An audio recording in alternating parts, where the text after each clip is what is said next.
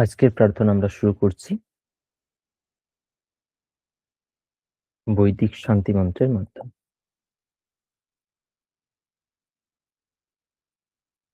শ্রী গুরুভ্যো নমঃ। হরিঃ ওম। সহনা ভবতু সহনৌ ভুনক্তু সহ বীর্যং করবাবহৈ तेजस्विनावधीतमस्तु मा विद्विषावहै। ॐ शान्ति शान्ति शान्तिः। शन्नो मित्रः शं वरुणः शन्नो भवत्वर्यमा शन्न इन्द्रो बृहस्पतिः शन्नो विष्णुरुरुक्रमः। नमो ब्रह्मणे नमस्ते वायो त्वमेव प्रत्यक्षं ब्रह्मासि त्वामेव प्रत्यक्षं ब्रह्म वदिष्यामि ऋतं वदिष्यामि सत्यं वदिष्यामि तन्मामवतु तद्वक्तारमवतु अवतु माम् अवतु वक्तारम्। ॐ शान्ति शान्ति शान्तिः। भद्रं कर्णेभिः शृणुयामदेवा भद्रं पश्येमाक्षभिर्यजत्राः स्थिरैरङ्गैस्तुष्टुवागुंसस्तनूभिः व्यशेमदेवहितं यदायुः। स्वस्ति न इन्द्रो वृद्धश्रवाः स्वस्ति नः पूषा विश्ववेदाः स्वस्ति नस्तार्क्ष्यो अरिष्टनेमिः स्वस्ति नो बृहस्पतिर्दधातु। ॐ शान्ति शान्ति शान्तिः। नमो ब्रह्मणे नमो अस्त्वग्नये नमः पृथिव्यै नम ओषधीभ्यः नमो चे नमो वाचस्पतये नमो विष्णवे बृहते करोमि। ॐ शान्ति शान्ति शान्तिः। यश्छन्दसां वृषभो विश्वरूपः छन्दोभ्योऽध्यमृता सम्बभूव समेन्द्रो मेधया स्पृणोतु अमृतस्य देवधारणो भूयासं शरीरं मे विचर्षणम् जिह्वा मे मधुमत्तमा कर्णाभ्यां भूरिविश्रुवम् ब्रह्मणः कोशोऽसि मेधया पिहितः श्रुतं मे गोपाय। ॐ शान्ति शान्ति शान्तिः तच्चंयोरावृणीमहे गातुं यज्ञाय गातुं यज्ञपतये दैवी स्वस्तिरस्तु नः स्वस्तिर्मानुषेभ्यः ऊर्ध्वं जिगातु भेषजम् शन्नो अस्तु द्विपदे शञ्चतुष्पदे ॐ शान्ति शान्ति शान्तिः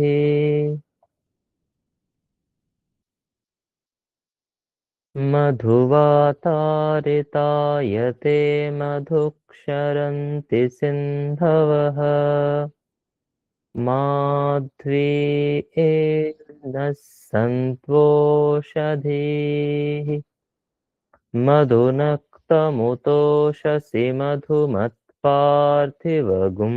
रजः मधुद्योरस्तु नः पिता मधुमान्नो वनस्पतिर्मधुमागुम् अस्तु सूर्यः माध्वीर्गावो भवन्तु नः ॐ शान्ति शान्ति शान्तिः वाङ्मे मनसि प्रतिष्ठिता मनो मे वाचि प्रतिष्ठितमाविराविर्म एधि वेदस्य म आणीस्थः श्रुतं इमा प्रहासेरनेनाधीतेना होरात्रान् सन्दधामि ऋतं वदिष्यामि सत्यं वदिष्यामि तन्मामवतु तद्वक्तारमवतु अवतु माम् अवतु वक्तारमवतु वक्तारम् ॐ शान्ति शान्ति शान्तिः पूर्णमदः पूर्णमिदं पूर्णात् पूर्णमुदच्यते पूर्णस्य पूर्णमादाय पूर्णमेवावशिष्यते ॐ शान्ति शान्ति शान्तिः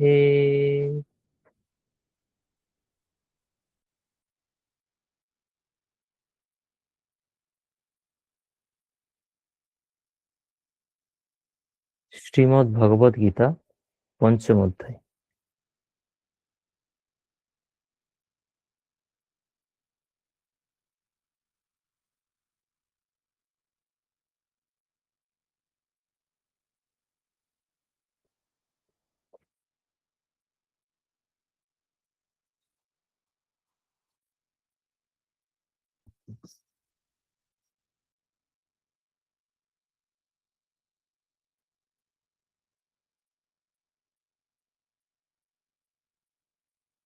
वसुदेवसुतं देवं कंसचाणूरमर्दनम् देवकी परमानन्दम् कृष्णं वन्दे जगद्गुरुम्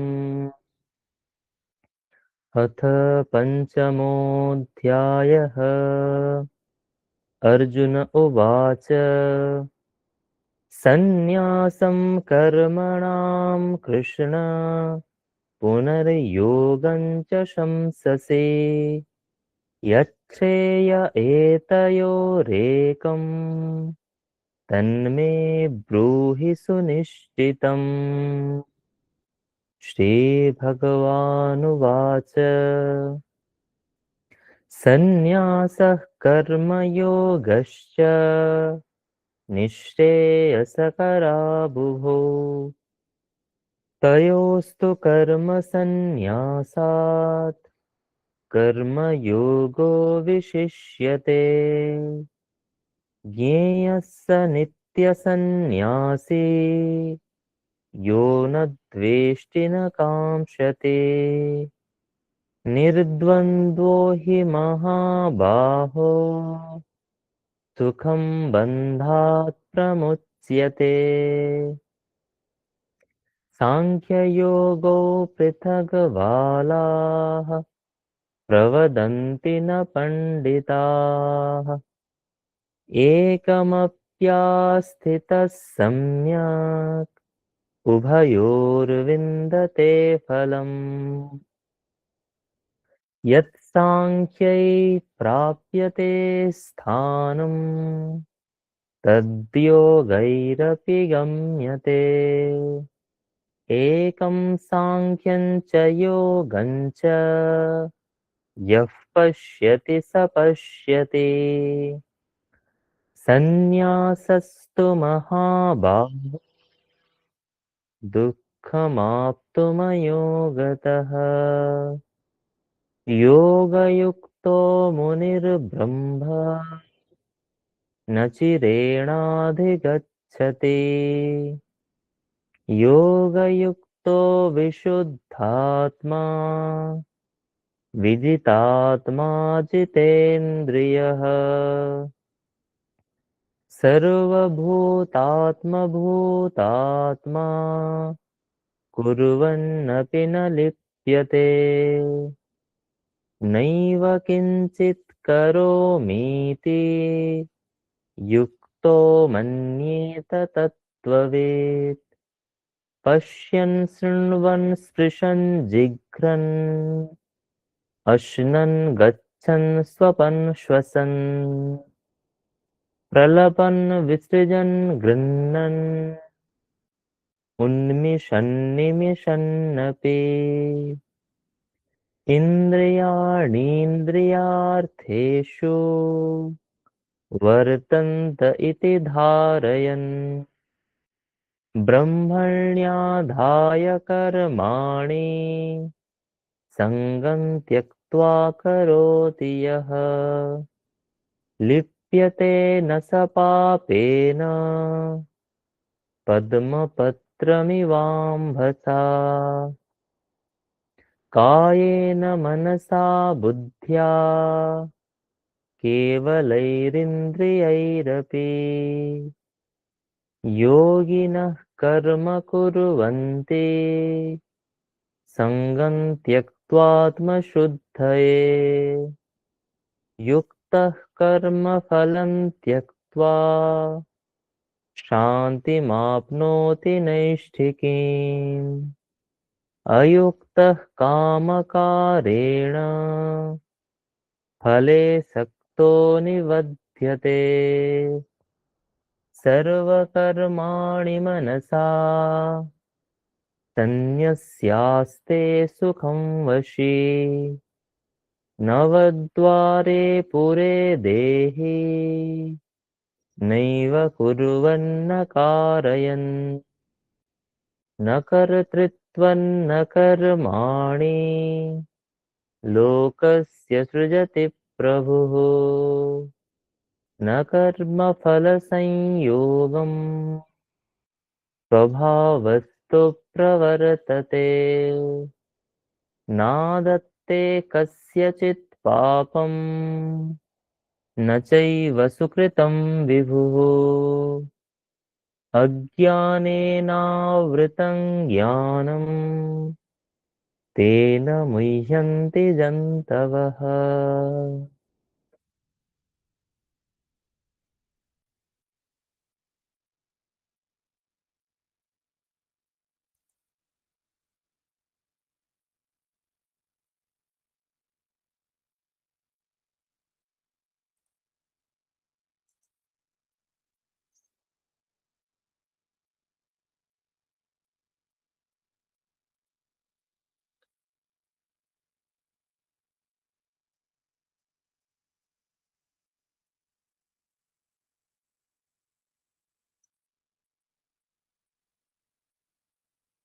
আজকের প্রাত্যহিক মনন শ্রীমদ্ ভগবদ গীতার ৪র্থ অধ্যায়ের ২৬ নম্বর শ্লোক।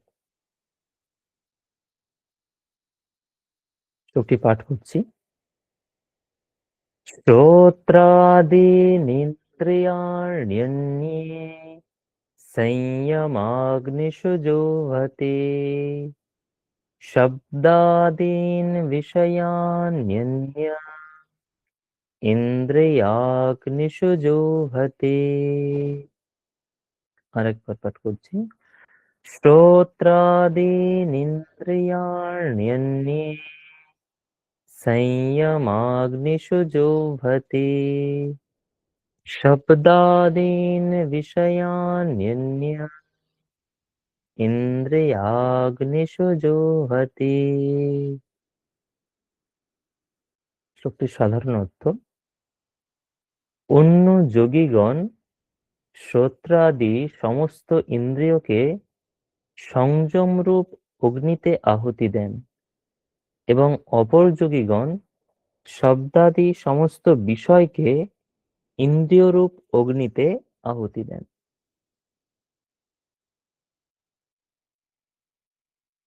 আমরা যে প্রসঙ্গে এই শ্লোকটি পাই,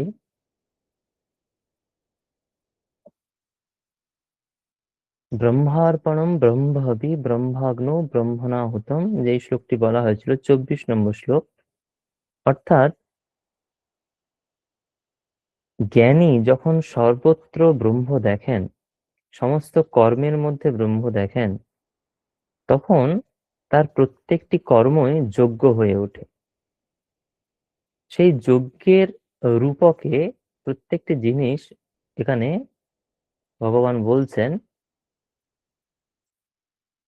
শ্রোত্রাদীনি ইন্দ্রিয়াণি, অর্থাৎ আমাদের যে পঞ্চ জ্ঞানেন্দ্রিয় আছে, চক্ষু, শ্রোত্র, জিহ্বা, ত্বক এবং নাসিকা,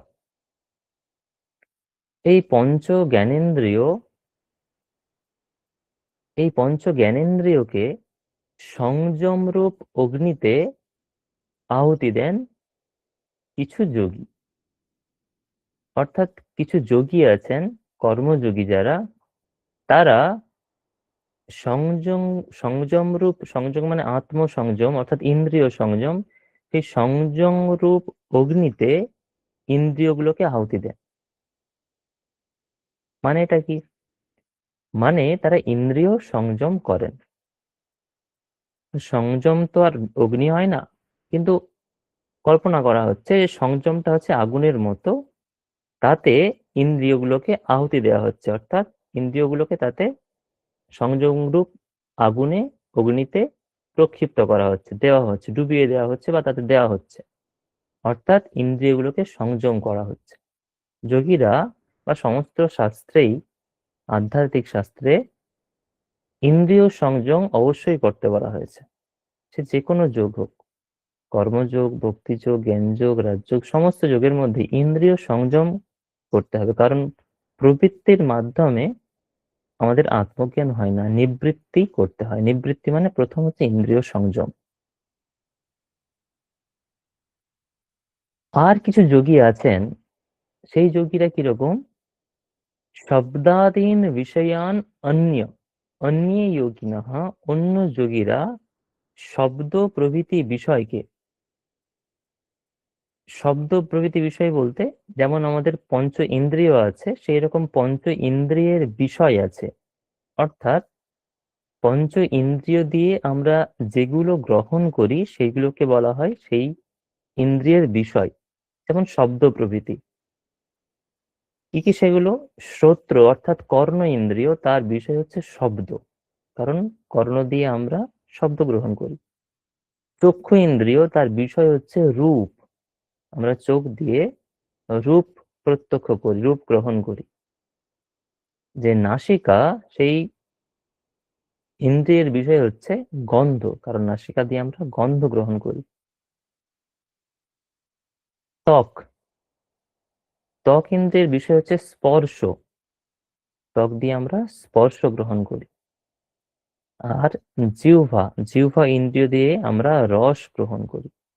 অর্থাৎ পাঁচটা ইন্দ্রিয়ের পাঁচটি বিষয় আছে: রূপ, রস, গন্ধ, শব্দ, স্পর্শ। এই পাঁচটি শব্দাদি, আদি পদের দ্বারা এগুলিকে বুঝতে হবে। শব্দ শব্দ একটি বলেছে, শব্দাদি অর্থাৎ শব্দ প্রভৃতি, অর্থাৎ পাঁচটি বুঝতে হবে। সেই পাঁচটি বিষয়কে ইন্দ্রিয় রূপ অগ্নিতে আহুতি দেন কিছু যোগী। অর্থাৎ তারা এই শব্দ প্রভৃতি ইন্দ্রিয় বিষয় ভোগ করেন। ইন্দ্রিয়ের যে বিষয়, সেই বিষয়গুলো তারা ভোগ করেন, যেগুলো যে ইন্দ্রিয়ের গ্রহণ করার কথা সেই ইন্দ্রিয় দিয়ে সেগুলি গ্রহণ করেন এবং অর্থাৎ ভোগ করেন, এগুলো বলা হচ্ছে। তাহলে কিছু যোগী সংযম অভ্যাস করেন আর কিছু যোগী বিষয় ভোগ করেন।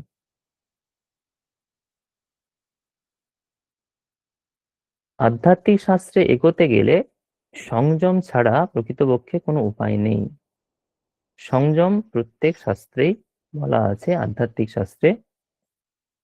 এবং সেই সম্যক দর্শন, আগে বলছিলাম আগের ক্লাসে, সম্যক দর্শন অর্থাৎ যার জ্ঞান হয়েছে, সর্বত্র আত্মদর্শন হয়েছে, তিনি কিন্তু বিষয় ভোগ করেন এমন নয়, তিনি সংযম রূপ অগ্নিতেই আহুতি দেন, তিনি এইরকম যোগী হন।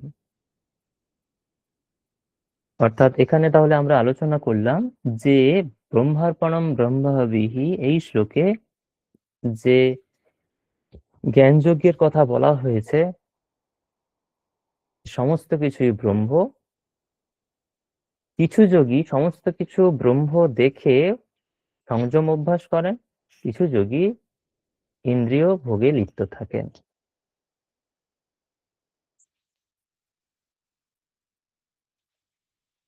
আমরা এখানে আমাদের উপাসনা পর্ব শেষ করছি।